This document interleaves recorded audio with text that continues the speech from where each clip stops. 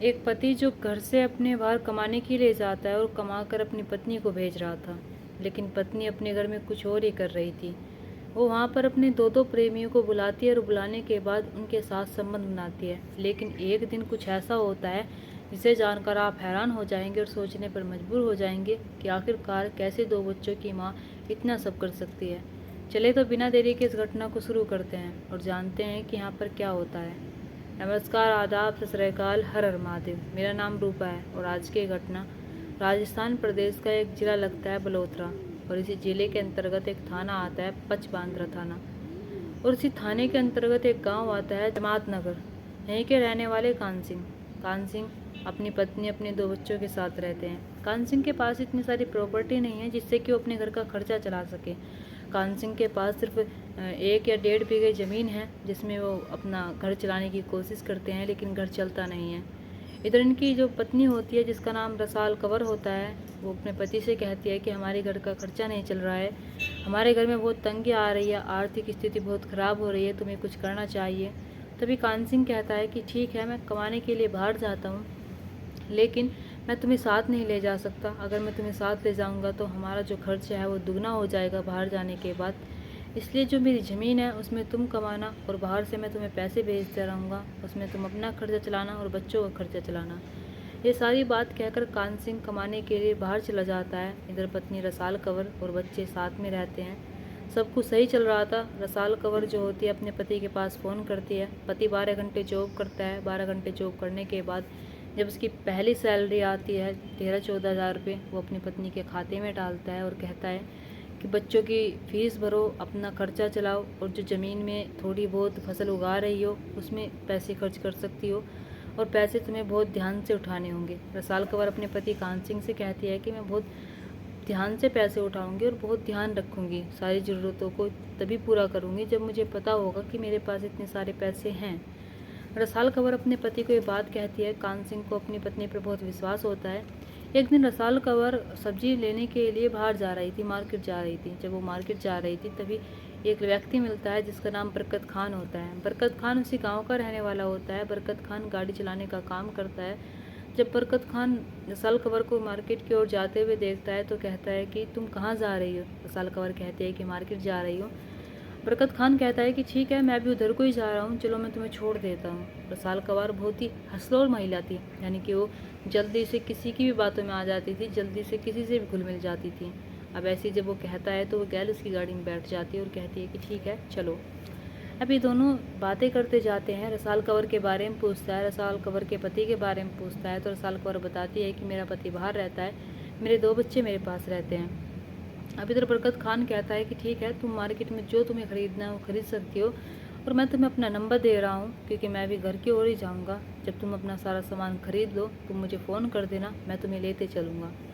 रसाल कंवर कहती है कि ठीक है। इधर सारा सामान खरीद लेती है जो उसके घर का होता है। खरीदने के बाद उसे याद आता है कि उसे बरकत खान ने अपना नंबर दिया था। तभी वो उस पर फ़ोन करती है और कहती है कि क्या तुम घर पहुंच गए या फिर यहीं पर ही हो। बरकत खान कहता है कि नहीं, मैं घर ही नहीं पहुंचा हूँ, मैं भी यहीं पर हूँ, मैं तुम्हें साथ लेकर चलूँगा।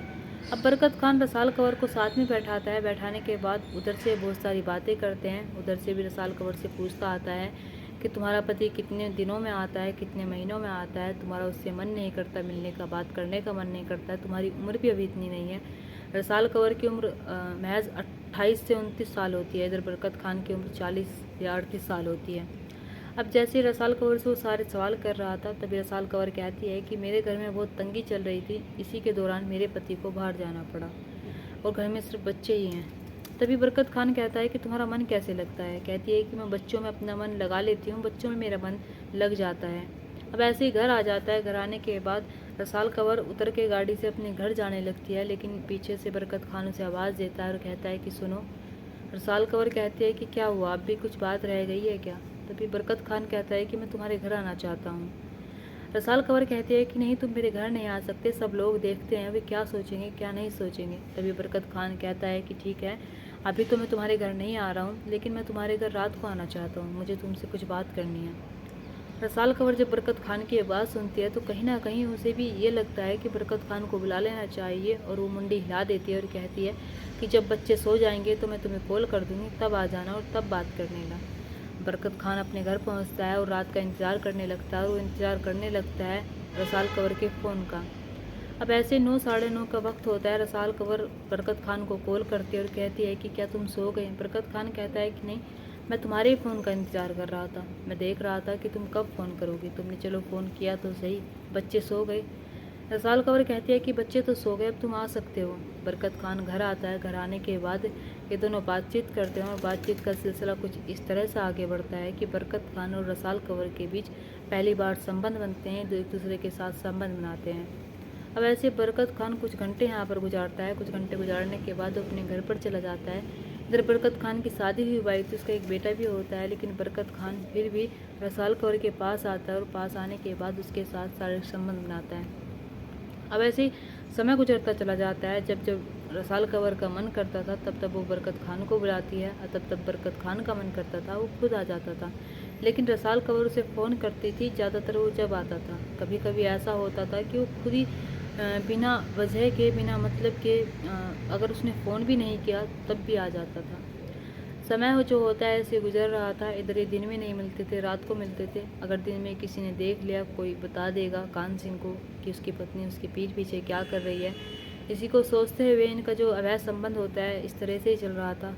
और जब इस तरह से अवैध संबंध चल रहा था, जहाँ पर रसाल कंवर की खेती होती है, जहाँ पर रसाल कंवर का खेत होता है, वहीं पर एक और खेत होता है जो जयफूर खान के नाम का व्यक्ति का होता है। जयफूर खान जो होता है वो एक बड़ा ही अच्छा इंसान होता है, वो जवान होता है, उसकी उम्र महज 22 साल होती है। जयफूर खान रसाल कंवर से बातें करता है, रसाल कंवर से पूछता है कि तुम्हारी खेती कैसी चल रही है, तुम्हारी जो उपज है वो कैसी हो रही है, तुम क्या बो रही हो अपनी खेती में, तुम्हारी फसल कैसी होगी। ये सारे सवाल जवाब जब वो सवाल कंवर से कर रहा था, तभी सवाल कंवर कहती है कि सब कुछ सही है, हमारे पास सिर्फ ज़मीन कम है, नहीं तो खेती अच्छी होती है। इन दोनों के बीच बहुत सारी बातें होती है। मैंने आपको पहले ही कहा है, ये औरत जो है, ये महिला जो है रसाल कंवर, यह हंसलोल होती है, हंसी मजाक करने वाली महिला है, इसलिए जल्दी से किसी की बातों में आ जाती है, जल्दी से किसी से भी घुल मिल जाती है। ऐसे ही जयफूर खान से मिल जाती है।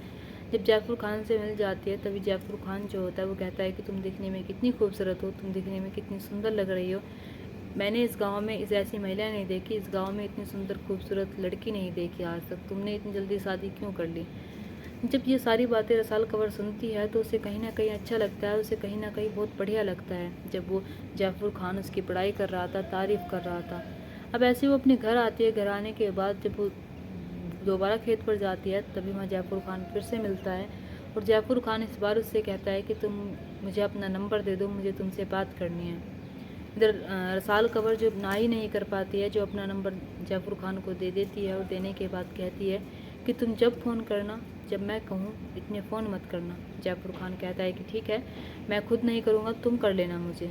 अब ऐसे ही कुछ दिन गुजर जाते हैं। कुछ दिन गुजरने के बाद रसाल कंवर उसके पास फ़ोन करती है जयफूर खान के, और जयफूर खान के पास फ़ोन करने के बाद उससे कहती है कि घर पर कोई नहीं है, तुम आ सकते हो। जयफूर खान घर पर आता है। घर पर आने के बाद उसके साथ शारीरिक संबंध बनाता है, और शारीरिक संबंध बनाने के बाद ये दोनों जो होते हैं एक दूसरे के साथ जीने मरने की कस्में खाते हैं। यानी कि रसाल कंवर बरकत खान के साथ भी संबंध बना रही थी, उधर जयफूर खान के भी साथ संबंध बना रही थी। अब वो इन दोनों के साथ यही सब कुछ करती रहती है, लेकिन उसे नहीं पता था कि एक दिन ये भयानक मोड़ भी ले लेगा।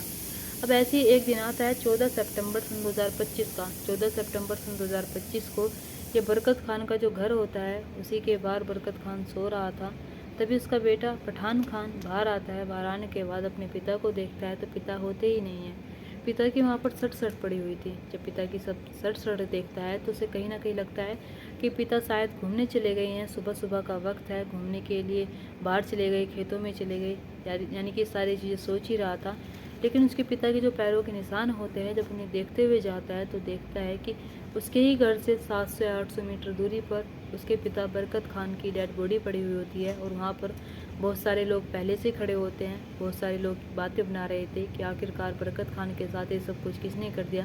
बरकत खान एक अच्छा इंसान था। बरकत खान गाड़ी चलाता था, गाड़ी चलाने के बाद अपने परिवार का पेट भरता था, अपने परिवार का खर्चा चला रहा था, लेकिन इससे किसकी दुश्मनी हो सकती है। अब जब पठान खान अपने पिता को इस हाल में देखता है तो उसका रो रो कर बुरा हाल हो जाता है। इधर पुलिस वालों को इन्फॉर्म किया जाता है। पुलिस वाले मौके पर पहुंचते हैं। पुलिस वाले पूछते हैं क्या कोई जानता है कि इसके साथ ये सब कुछ किसने किया। पठान खान की माँ से पूछते हैं क्या तुम बता सकते हो कि तुम्हारे पिता की दुश्मनी किससे है, किससे नहीं है। जब ये सारी चीज़ें, सारे सवाल उनसे कर रहे थे, तभी वे कहते हैं कि साहब हमें नहीं पता, लेकिन हमारे पिता का किसी से कोई दुश्मनी नहीं थी, हमारे पिता ने किसी के साथ बुरा नहीं किया है, लेकिन मुझे नहीं पता हमारे पिता के साथ ये सब कुछ किसने किया है। अब पुलिस वाले जब ये सारी बात सुनते हैं तो गांव में पूछताछ करते हैं। गांव में भी कोई व्यक्ति नहीं बता पाता है। गांव के लोग भी कहते हैं कि ये गाड़ी चलाता था, गाड़ी चलाकर अपने परिवार का पेट भरता था, लेकिन इसके साथ ये करने वाला कौन है हमें भी नहीं पता। कोई गांव का ही है या बाहर का है ये भी नहीं पता। पुलिस वाले जब ये सारी जांच कर लेते हैं, वहाँ फॉरेंसिक टीम आती है, डॉग स्क्वाड आते हैं, बॉडी को पीएम के लिए भेजा जाता है और पीएम के लिए भेजने के बाद पता चलता है कि इसे किसी ने मारा है, कि उसके सर से खून सा आ रहा था। वो जायज़ सी बात है, देखने में लग रहा था कि हाँ किसी ने इसकी हत्या की है। अब पुलिस वाले जांच में जुट जाते हैं और देखने लगते हैं कि आखिरकार इसके साथ ये सब कुछ किसने किया है। अब पुलिस वाले बरकत खान की कॉल डिटेल निकालते हैं। जब उसकी कॉल डिटेल निकालते हैं तो उसमें सबसे शुरू में नंबर एक महिला का आता है और 14 सितंबर सन 2025 को उसी महिला ने उस नंबर पर बात की थी। उस महिला का जब नाम पता चलता है तो गाँव के लोग, परिवार के लोग बहुत ही शौक में आ जाते हैं, सोचने लगते हैं कि आखिरकार उस महिला ने इसे फ़ोन क्यों किया था। वो महिला कोई और नहीं होती है, रसाल कंवर होती है। रसाल कंवर को हिरासत में लिया जाता है और रसाल कंवर के जरिए जयफुर खान को भी हिरासत में लिया जाता है। इन दोनों को हिरासत में ले जाने के बाद अब इन दोनों से पूछताछ की जाती है कि आखिरकार बरकत खान के साथ तुमने ऐसा क्यों किया। पहले तो ये दोनों एक दूसरे के साथ रहते हैं, रहने के बाद अपने बयान बदल रहे थे, गुमराह कर रहे थे पुलिस को। लेकिन पुलिस वाले जब सख्ती से पूछताछ करते हैं तब कहीं जाकर बरकत खान का जो हत्या का खुलासा करते हैं तो उसे जानकर पुलिस वाले हैरान रह जाते हैं, सोचने लगते हैं कि आखिरकार एक महिला ऐसा कैसे कर सकती है, एक महिला दो के साथ ऐसे कैसे अवैध संबंध चला सकती है। रसाल कंवर बताती है कि साहब बरकत खान मुझसे कुछ महीनों पहले मिला था और जब बरकत खान मुझसे मिलता है तो मुझे उससे प्यार हो जाता है। हम दोनों एक दूसरे के साथ सारे संबंध बनाते हैं। मेरा पति बाहर रहता है, बाहर रहकर कमाता है और मैं अकेली रहती हूँ घर में अपने बच्चों के साथ, इसलिए मेरा भी मन करता था और बरकत खान के साथ मेरा अवैध संबंध चल जाते हैं। अब जैसे समय गुजर रहा था तभी कुछ दिन पहले, कुछ महीने पहले मेरी जयफुर खान से मुलाकात होती है। जब जयफुर खान से मुलाकात होती है तो मुझे वो भी अच्छा लगने लगता है, जयफुर खान को मैं अच्छी लगने लगती हूँ। हम दोनों एक दूसरे की उम्र के भी होते हैं, बस 5-6 साल का फ़र्क होता है, लेकिन बरकत खान की उम्र में और मेरी उम्र में कम से कम 12 से 13 साल का फ़र्क होता है। इसलिए मैं कहीं ना कहीं सोच रही थी कि जयफुर खान मुझे ज़्यादा खुश कर सकता है, जयफुर खान मुझे वो सब कुछ दे सकता है जो मैं चाहती हूँ। जयफुर खान वो बरकत खान से अच्छा मेरे साथ सब कुछ कर सकता है, इसलिए मैं जयफुर खान के साथ रिलेशन में आ जाती हूँ। लेकिन अब मुझे इन दोनों को हैंडल करना बहुत भारी हो रहा था। अगर रसाल कंवर जयफुर खान को बुलाती तो बरकत खान जिद करता था, बरकत खान को बुलाती तो जयफुर खान जिद करता था। इसलिए वो सोच रही थी कि मैं करूँ तो करूँ क्या। अब एक दिन जयफुर खान घर पर आता है, आने के बाद दोनों एक दूसरे के साथ शारीरिक संबंध बना रहे थे। इधर बरकत खान जो फ़ोन भी नहीं करता है, जो बिना फ़ोन किए ही उसके घर पर पहुंच जाता है। पहुंचने के बाद वो देखता है कि बच्चे सोए हुए हैं। जयफुर खान 10 या 10:30 बजे आता है और जो बरकत खान है वो 12 या 12:30 बजे आता है। और जब देखता है कि बच्चे सो रहे हैं तब वो अंदर जाता है तो अंदर से अजीब सी आवाज़ आ रही थी। वो सोचता है कि शायद रसाल कंवर का पति आ गया है, तब वो खिड़की खोलता है, खिड़की से अंदर झांकता है और जब खिड़की से अंदर झांकता है तो वहाँ पर उसका पति नहीं, इसका ही नाते में लगने वाला भतीजा होता है जिसका नाम जयफुर खान है। जब जयफुर खान को इस चीज़ के लिए देखता है, जयफुर खान को देखता है कि उसकी उम्र कितनी है और उसकी उम्र कितनी है, दोनों एक दूसरे के साथ कैसे ऐसे कर सकते हैं और रसाल कंवर मुझे कैसे धोखा दे सकती है और मेरा ये भतीजा कैसे मेरे साथ ऐसा कर सकता है। उसे बहुत गुस्सा आता है। गुस्से में वो अंदर जाता है। अंदर जाने के बाद जब ये दोनों हड़बड़ाहट में उठते हैं तो देखते हैं कि बरकत खान के सामने खड़ा होता है। अब बरकत खान जयफुर खान से लड़ने लगता है। इन दोनों के बीच मुबासा होती है और लड़ाई कुछ इस तरह से होती है कि जयफुर खान एक डंडा उठाता है। डंडा उठाने के बाद वो बरकत खान को मार देता है। बरकत खान जिसके शरीर से खून आने लगता है, जिसके सर में ज़्यादा चोट लग जाती है और वो वहीं पर दम तोड़ देता है। जब वो अपना दम तोड़ देता है तो रसाल कंवर कहती है कि तुमने क्या किया। जयफुर खान कहता है कि मैं ऐसा करना नहीं चाहता था, लेकिन मुझसे पता नहीं ऐसा कैसे हो गया। तभी ये दोनों कहते हैं कि ठीक है, इसे हम कहीं फेंक कर आ जाते हैं, सब कुछ सफ़ा कर देंगे। ये दोनों अपने ही घर से कुछ दूरी पर जाते हैं और बगीचा एक खेत होता है, वहाँ पर फेंक कर अपने घर आ जाते हैं। जयफुर खान अपने घर पहुँच जाता है, रसाल कंवर अपने घर पहुँच जाती है। अब ये सोचने लगते हैं कि शायद किसी को कुछ पता नहीं चलेगा, लेकिन पुलिस वाले जब उनकी कहानी सुनते हैं, उनका एक ऐसा प्लान सुनते हैं तो वाकई में उन्हें भी बहुत अफसोस होता है। पुलिस वाले रसाल कंवर और जो जयफुर खान है उसे जेल भेज देते हैं। इधर रसाल कंवर के पति को जब सारी चीज़ें पता पड़ती है, रसाल कंवर का पति गाँव आता है, उसे गाँव वाले सब कुछ पता पड़ता है तो जो पति होता है उसे बहुत दुख होता है, वो सदमे में पहुंच जाता है कि आखिरकार उसकी पत्नी उसके साथ ऐसा कैसे कर सकती है। जिस पत्नी के लिए वो बाहर कमाने के लिए गया था, उसकी ही पत्नी अब यहाँ पर एक एक के नहीं दो दो प्रेमियाँ बनाई बैठी थी, उन प्रेमियों के साथ संबंध भी बना रही थी। ना जाने ऐसी ऐसी औरतें ऐसा कैसे कर लेती है। इन औरतों को शर्म भी नहीं रहती है, इन औरतों को एक बार भी अपने पति का ख्याल नहीं आता। दोस्तों, आप क्या कहना चाहेंगे इस घटना पर? आप क्या टिप्पणी देने चाहेंगे इस घटना पर? आप अपनी राय कमेंट बॉक्स में कमेंट करके ज़रूर बताना। दोस्तों, इस घटना और कहानी को सुनाने का मकसद मेरा आपका दिल दुखाना नहीं था, आपको परेशान करना नहीं था, आपको घटना के बारे में बताना था, आपको सचेत करना था। आप अपने परिवार के साथ खुश रहिए। नमस्कार।